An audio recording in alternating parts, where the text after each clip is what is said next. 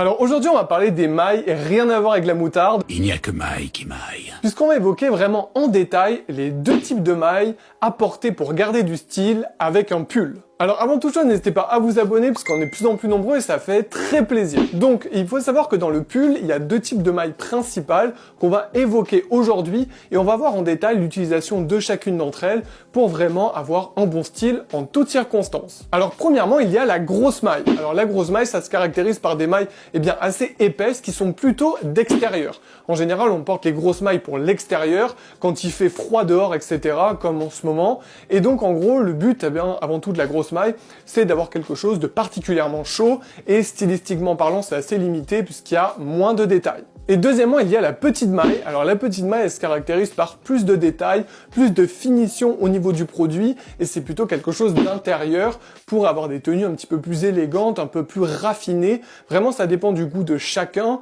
mais avant, les grosses mailles étaient beaucoup plus utilisées à l'intérieur puisqu'il faisait plus froid, mais maintenant, ça permet aussi d'avoir des petites mailles en intérieur puisqu'on a le chauffage, etc. Donc véritablement, maintenant, vous connaissez les deux mailles et c'est à vous de faire vos choix. Tu veux améliorer ton style? N'hésite pas à aller voir mes 3 livres disponibles sur Amazon.